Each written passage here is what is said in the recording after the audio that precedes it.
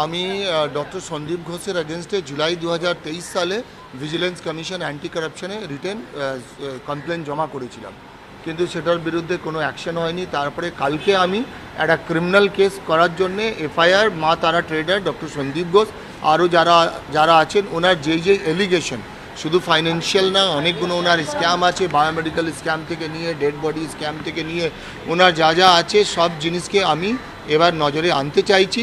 এটার জন্যে আজকে আমাকে হাইকোর্টে আসতে হলো এবং হাইকোর্টে আমি কেসটাকে ফাইল করলাম এবং আমি এক্সপেক্ট করছি কি জাস্টিস হবে, রায় হবে এবং আমি কেন্দ্রীয় কমিটি, আমি ইডি সিবিআই তাদের ইন্টারভেনশন চাইছি, যাদের এই র্যাকেটের সঙ্গে যারা জড়িত তাদেরকে এক্সপোজ করা হোক এবং আমি বাংলাকে সুরক্ষিত এদের থেকে মুক্তি করার জন্যে এই আমার যুদ্ধটা আজকে শুরু করলাম। হ্যাঁ, আসছে আমার প্রাণে বিভিন্ন রকম হুমকি আসছে, আমার প্রাণের ভয় হচ্ছে, সেটাও আমি অনারেবল কোর্টের কাছে অ্যাপিল করব কি আমাকে যাতে একটা সুরক্ষা আমাকে ইনশিওর করা হোক। কোন কোন ধরনের দুর্নীতি হয় এই সন্দীপ ঘোষ জামানায়? দেখুন, এক এক করে 1 by 1 বলতে হবে, আমি অনেক কিছু জানিয়েছি, তাও আমি রিপিট করছি। ফার্স্ট অফ অল, সব থেকে আগে উনি ছাত্রদের কাছ থেকে পয়সা নিয়ে ফেল করাতেন এবং উনি ছাত্রদের সঙ্গে দুর্ব্যবহার করতেন। ওনার কতগুলো পেটুয়া ছাত্র ছিল যারা অন্য ছাত্রদের উপরে টর্চার করতো, তাদের মারধর করা, পয়সা কালেকশন করা। এটার বিরুদ্ধে ছাত্ররা 1 মাসের ওপরে আন্দোলন করেছে, ছাত্ররা কুকুরের মতন ওনাকে তাড়া করেছিল, তখনও কিন্তু গভর্নমেন্টের কোনো অ্যাকশন নেয়নি ওনার বিরুদ্ধে।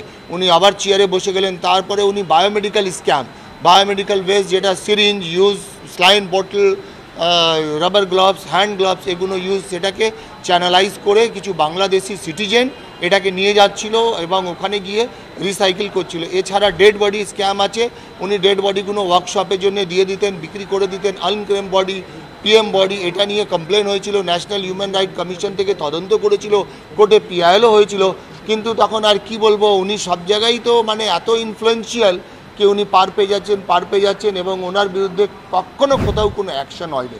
ইভেন আমি 2 দিন আগে অবধি জানি, আজ অবধি ওনার এগেনস্টে স্বাস্থ্য দপ্তর কমপ্লেন করেনি, কোনো ইনকোয়ারি করেনি।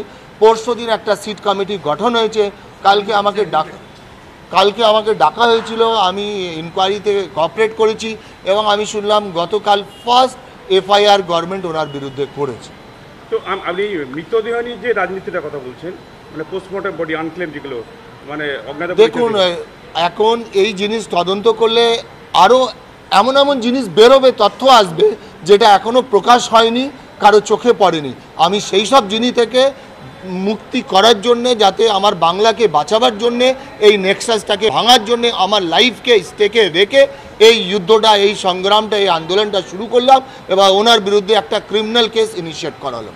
আর একটা বিষয় অনেক সময় জানতে চাইবো, আমি যেই ক্লাসে ভর্তির ব্যাপারটা বললেন, ফেল হয়ে গেল, ইচ্ছে করে করানো হতো। এরকম অনেক ছেলে আছে যাদের ফেল করিয়ে পাস করানো হয়নি, ইন্টার্নশিপ কমপ্লিশন সার্টিফিকেট দেওয়া হয়নি। আপনি খোঁজ করুন, অনেক ছেলে আছে যাদের ক্যারিয়ার উনি নষ্ট করে দিচ্ছিল। দেখুন, পোস্ট গ্রাজুয়েশন স্টুডেন্ট থেকে 8 থেকে 10 লাখ টাকা হিসাব ছিল, ইউজি স্টুডেন্টদের কাছ থেকে 3.5 লাখ 2.5 লাখ টাকা এরকম ওদের হিসাব ছিল। সব জায়গায় উনি এমন কোনো দুর্নীতি নেই যেটা উনি ম্যাল প্র্যাকটিস করেননি এবং এটা খুবই আনফর্চুনেট কি কিছু লোক ওনাকে দীর্ঘদিন ধরে সাপোর্ট করে গেছে, ওনাকে আরও পাওয়ারফুল, ক্ষমতাশালী, শক্তিশালী করেছে, যাতে এই স্ক্যাম করে উনি ওনার টাকাগুলো ওদের কাছে পৌঁছে দিতে পারে। এটাকে ইমিডিয়েট এক্সপোজ করা উচিত এবং আমি ইন্টারভেনশন চাইবো, ইডির ইন্টারভেনশন, সিবিআইয়ের ইন্টারভেনশন চাইবো। সঙ্গে সঙ্গে আমি প্রে করব অনারেবল কোর্টকে কি আমাকে সিকিউরিটি সেফটির জন্য একটু অনারেবল কোর্ট কিছু চিন্তা ভাবনা করে। আপনি মনে হয় ডাক্তার সন্দীপ ঘোষ একা এর মধ্যে জড়িয়ে না হলে তো একা তো না, আপনিও সেটা বুঝতে পারছেন যে একবার এত প্রভাবশালী কি সে 24 ঘন্টার মধ্যে ওর অর্ডার রিভোক হয়ে যাচ্ছে। হ্যাঁ, অর্ডার রিভোক হয়ে যাচ্ছে, এটা হয়। ওনার উপরে নিশ্চয়ই অনেকগুলো ব্লেসিং আছে, কি বলবো, অনেকগুলো আছে। এবার সেটাকে আমি এক্সপোজ করতে চাইছি। আগামীকাল মামলাটি আছে। আখতার আলী সাহেব পুরো কথাটা আপনারা শুনলেন। একটা জিনিস খালি বলা উচিত, আপনাদের প্রশ্ন ছিল না সবাই সব কিছু জানে কি না, ওপরে কেউ আছে কি না। একটা চিঠি আমার হাতে এখানে আছে, এটা পিটিশনের অ্যানেক্সারও আছে। অভিজিৎ কর্মকার বলে এক ভদ্রলোক, তার এক আত্মীয় অ্যাক্সিডেন্ট হয়েছিল, পরবর্তীকালে সে মারা যায়। তাকে জিজ্ঞেস না করে, অনুমতি না নিয়ে তার বডিটা অন্যভাবে ব্যবহার করা হয়, বিভিন্ন ল্যাবে ব্যবহার করা হয়, সেটাকে নিয়ে তিনি অভিযোগ জানান মুখ্যমন্ত্রীকে। কোনো ব্যবস্থা হয়নি। আখতার আলী সাহেব and anti corruption branch Paschimbanga পুলিশকে কমপ্লেন জানিয়েছে, স্পেসিফিক কমপ্লেন উইথ এভিডেন্স, কোনো পদক্ষেপ হয়নি। স্টেট ভিজিলেন্সকে অভিযোগ জানানো হয়েছিল, কোনো পদক্ষেপ হয়নি। 3 দপ্তরের মন্ত্রীর নাম কি? মমতা বন্দ্যোপাধ্যায়। এই ভদ্রলোক বারবার বেঁচে যান, কি করে বেঁচে যান সেটা আপনারা বুঝতে পারছেন। বিভিন্ন ইস্যু, দেখুন আজকে এই মামলাটা হচ্ছে, ওনার সিকিউরিটির জন্য মামলা করেছে, কিন্তু মামলা আরও একটা মামলাকারী হিসাবে আমার একটা ইম্পর্টেন্ট তথ্য আপনাদের সামনে দেওয়া উচিত, সেটা রিলেটেড কতটা প্রভাবশালী। আজকে কলকাতা পুলিশ একটা রিপোর্ট ফাইল করার কথা ছিল, আপনারা জানেন। কলকাতা পুলিশের রিপোর্টে কলকাতা পুলিশ একটা দারুণ কথা বলেছে। কে রিপোর্ট ফাইল করেছে? রিপোর্ট ফাইল করেছে অমিত ভার্মা, উনি হচ্ছে ডিসিপি। উনি রিপোর্ট ফাইল করে কি বলছেন শুনুন, মন দিয়ে শুনুন, তারপর বলছি। 4A প্যারাগ্রাফে তিনি বলছেন, অন 9th August 2024 at about 10 hours, মানে সকাল 10টায়, Tala police station received information from police outpost of RG Kar Medical College and Hospital, Kolkata, that a lady doctor, postgraduate trainee of RG Kar Medical College and Hospital, was found lying in unconscious state at the seminar room of chest department on 3rd floor emergency building, and part of the body was uncovered. মানে 10টা 10-এ পুলিশকে inform করা হলো একটা lady আনকনশিয়াসভাবে পড়ে আছে। কারা inform করলো? ডাক্তাররা ইনফর্ম করলো। প্রশ্ন দুটো জাগছে, 10টা 10-এ লেডি তিনি কি বেঁচে ছিলেন? যদি বেঁচে না থাকেন, ডাক্তারবাবুরা দেখে বুঝতে পারলেন না যে একজন জীবিত না মৃত? কী কভার আপ করার চেষ্টা করা হচ্ছে? তার সাথে এই কেসটাও লিঙ্কড। কীরকমভাবে লিঙ্কড? বায়োমেডিক্যাল ওয়েস্ট কতটা ডেঞ্জারাস আপনারা জানেন। ধরুন use syringe, use saline.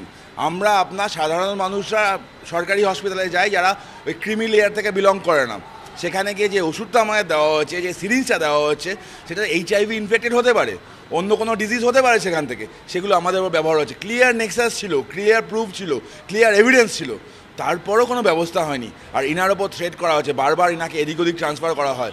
Inner service break হয়েছে। ভদ্রলোক পেনশন পাবে কিনা সন্দেহ, কারণ ইনি আওয়াজ তুলেছিলেন।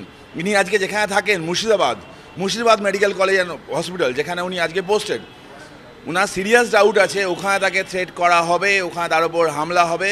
কারণ আপনারাও দেখেছেন যে ছাত্রছাত্রীরা আওয়াজ তুলছে, তাদের কি অবস্থা আছে, আর কিন্তু এভিডেন্স দিচ্ছেন, ইনার কী হবে আপনারা এক্সপেক্ট করতে পারেন। মামলা করা হয়েছে, আগামীকাল মামলা থাকবে, এবং গতকাল উনিও গেছেন, আমিও গেছিলাম টালা থানায়।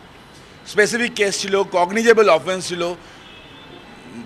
ললিতা কুমারীর কেস সুপ্রিম কোর্ট 2013 সালে বলে দিয়েছিল স্পেসিফিক কেস কগনিজেবল অফেন্স হলে FIR রেজিস্টার করতে পুলিশ বাধ্য, কিন্তু এই ক্ষেত্রে করলো না। কারণ ওখানে যে পুলিশ অফিসার ছিল, আমাদের সামনেই কাউকে একটা ফোন করলেন, ফোনে আওয়াজটাও আমরা শুনতে পেলাম, না FIR করার দরকার নেই, জাস্ট রিসিভ করে নে। উনি তার বসের কথা মতো রিসিভ করে নেন। ওই বসটাকে সেটা জানার ইচ্ছা আছে আমাদের।